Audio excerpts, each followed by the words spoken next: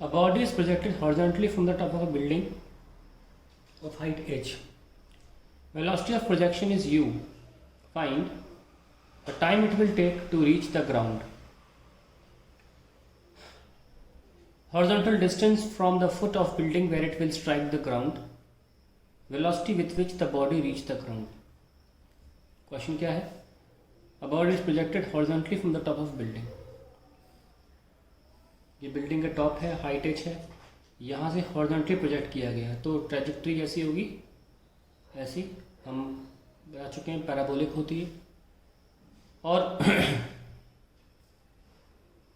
फिर बोला गया है velocity of projection is u, the time it will take to reach the ground. तो अगर हम देखें वर्टिकली मोशन जो हो रहा है उसके लिए इक्वेशन लिख सकते हैं।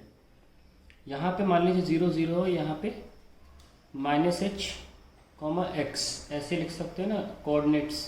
तो अगर हम सिर्फ y कोऑर्डिनेट की बात करें तो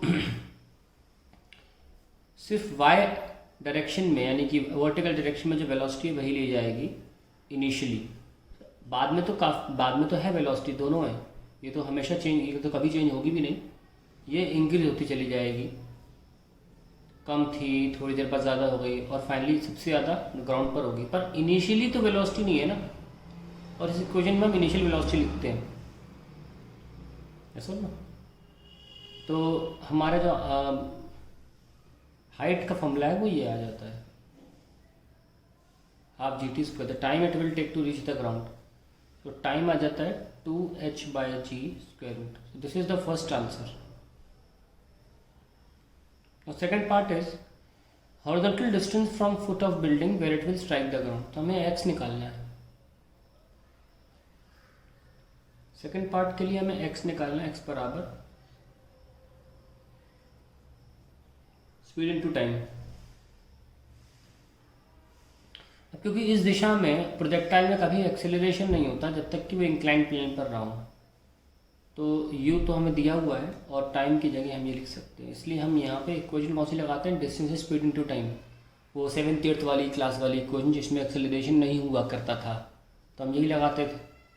तो ये हमारा आंसर आ गया। Second part. अब पूछा जा रहा है velocity with which the body reaches the ground.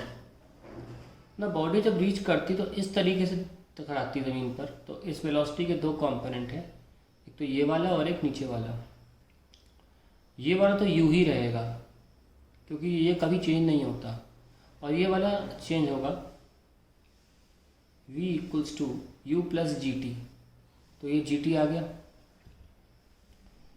Now u तो इनिशियल वेलोसिटी यहाँ से ली जा रही है ना, वो तो वर्टिकल डायरेक्शन में 0 है और ये वर्टिकल वेलोसिटी है। अब आप समझ जाया करिए कि अगर वर्टिकल वेलोसिटी लिख रहे हैं तो initial vertical velocity directed velocity 0 होती है। So we have finally formula, ये y डायरेक्शन में हमारी जी टी आंसर आता है और x डायरेक्शन में u का u ही रहेगा। तो हमको पता है कि इसको ऐसे भी अगर वेक्टोरली लिखेंगे तो ऐसे लिखेंगे, x वाले को u i और j वाले को जी टी माइनस का j, नीचे है ना। तो अगर हमें फाइनल वेलोसिटी निकालनी है तो क्या होगी? u i minus G T J, ये हमारा फाइनल आंसर होगा। ठीक है। और अगर मैग्नीट्यूड चाहिए हमें वैसे तो प्लस ले लीजिए क्योंकि डायरेक्शन कोई ऊपर दिखा नहीं रहे, हम सारे डायरेक्शंस नीचे ही हैं। डिस्प्लेसमेंट ले लो, जी ले लो, सब कुछ नीचे ही है, तो प्लस लिख लेना चाहिए हमें। हालांकि उससे हमारे एंड रिजल्ट पे फ़र्क नहीं पड़ेगा क्योंकि अल्टीमेटली स्क्वायर ही तो करना है।